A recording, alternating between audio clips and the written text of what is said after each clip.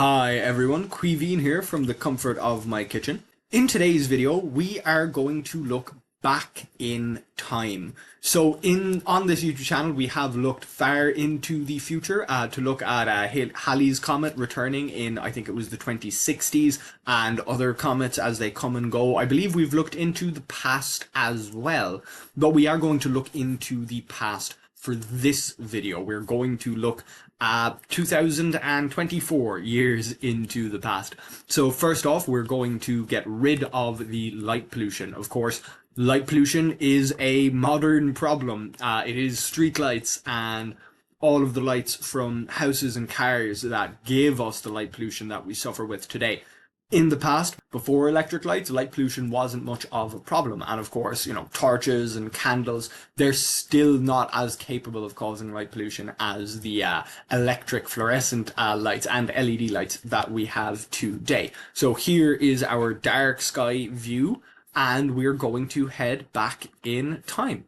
So we're going to go all the way back, which would of course take a while. So I think that'll make it a little bit easier. So here we are. Looking at year zero. So we'll come back into daytime. This is year zero on the 25th of December, so tomorrow. This is what the sky would have looked like 2024 years ago. The sun is still at pretty much its lowest because we're still very close to the winter solstice. Now, many things will be the exact same. If you go only 20,000 years into the past, then of course many things are the same. We can see the Seven Sisters, we can see Orion there, there's Delphinus because we're in a dark sky, so it's nice and easy to see. There's the Summer Triangle about to go down because we're not in summer. We wouldn't be in summer 2,000 years ago on the 25th of December either. There's Perseus, we've still got the square of Pegasus nice and clear. But the planets are different. So we've got Venus and Saturn, which we would see in the evening sky this year as well. But Mars is already up here and Uranus is much further across the sky. Of course, Uranus not really going to be visible to the naked eye, but that's okay. The moon, of course, would be in a different phase as well. Over the course of 2,000 years, the phase of the moon would definitely be different. There is a chance that it would be the exact same. I would have to double check, but I don't think it is. There's Jupiter coming up in the morning 20,000 years ago. We'll stick to it. So this is the night of the 26th of December now. There's Scorpius looking great early in the morning, which of course it would be for us as well. So not too much has changed. The Geminid meteor shower would still have been occurring. Or it should be. The Geminids should still be running. Maybe they've finished. Yes, they would have peaked back on the 13th of December, even 20,000 years ago. So the Geminids, maybe there is the chance that the Stellarium software doesn't track the meteor showers for very distant dates, because I'm only seeing the anti-Helion point here and none of the other meteor showers that would still have been happening. Those comets were still orbiting the sun, so that's interesting, but it doesn't make too much of a difference. We can still see that the stars are all in the same place. Venus, the brightest planet, one of the brightest objects in the sky, second or third only to the moon and the sun.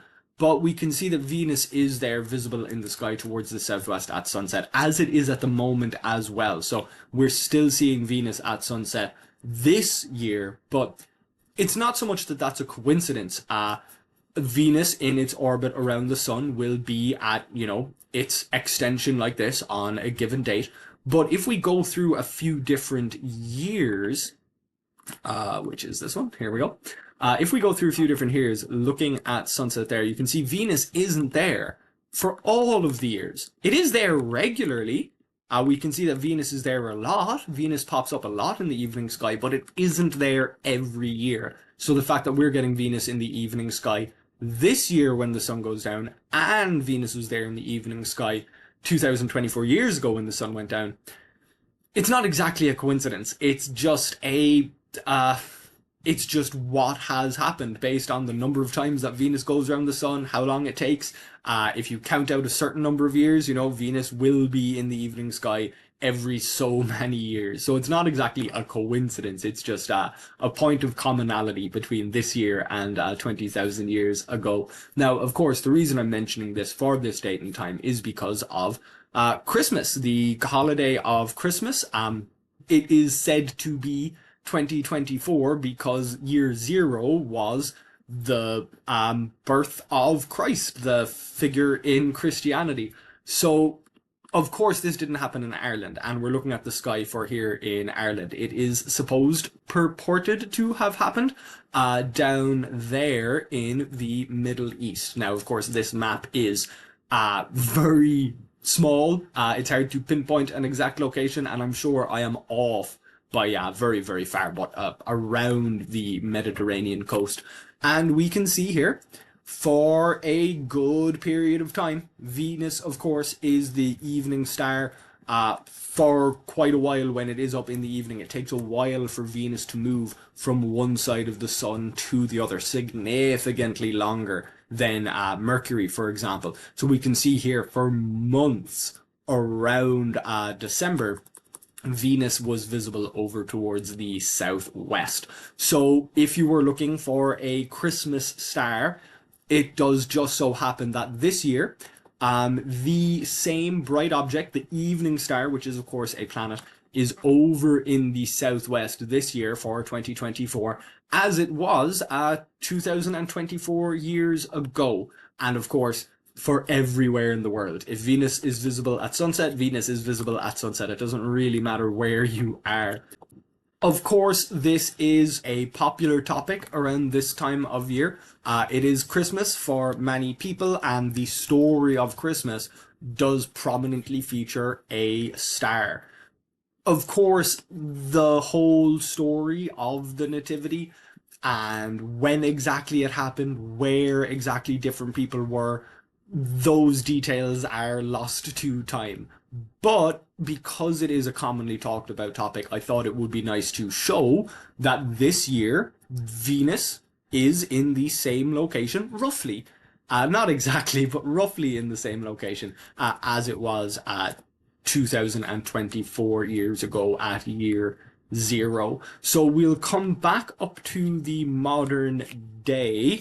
You can see there it is very, very similar. Venus's location just after sunset, just over in the southwest. So this year, the brightest object is in roughly the right location. If you did want to point out a star as being the Christmas star, Venus is this year in the right place to be it.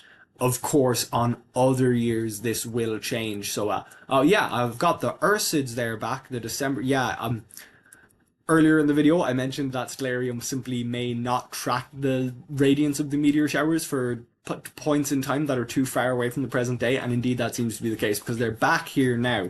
So it's not any other strange thing that's after happening. I'm not after getting rid of them in the settings by accident, so we can still see a few of those there. Moving back towards morning time for Christmas morning, this would be the day after Christmas. There's Christmas morning. We still have Mercury coming up nice and bright and early. So these are nice things to point out. Any excuse to go pointing out a planet, really. If there are particularly children who are asking about the Christmas star, using that as an excuse to point out Venus and say, oh, that's a planet in the sky, it's not there every year. You know, any excuse to talk about astronomy and point out planets to people, especially if it means fostering an interest in astronomy from a young age, that's always good. Here we are, 2025, Venus wasn't there when the sun went down, and there we go, 2023, Venus also missing from the sunset. That's the 24th, so we'll bring it to the 25th, of course. That won't make much of a difference for Venus. It takes a lot longer than a day for Venus to change what side of the sun it's on. But there we go. In particular, if you celebrate Christmas, if you tell the story of the Christmas star, then Venus will be there to be pointed out. And even if you don't, I think it is a good excuse to point out a planet at this time of year, and any excuse, as I said, to talk about astronomy. So there we go. I hope that you did enjoy this video, even if we were looking at the distant past, which we won't be able to see. At least Venus will actually be there this year for us to see as well. If you did enjoy this video, please do like it. You can also subscribe to this channel if you'd like to see more of my content, and you can read some of this information on my website, queebeanscontent.ie. Otherwise, thank you for watching, and hopefully I'll see you back here next time.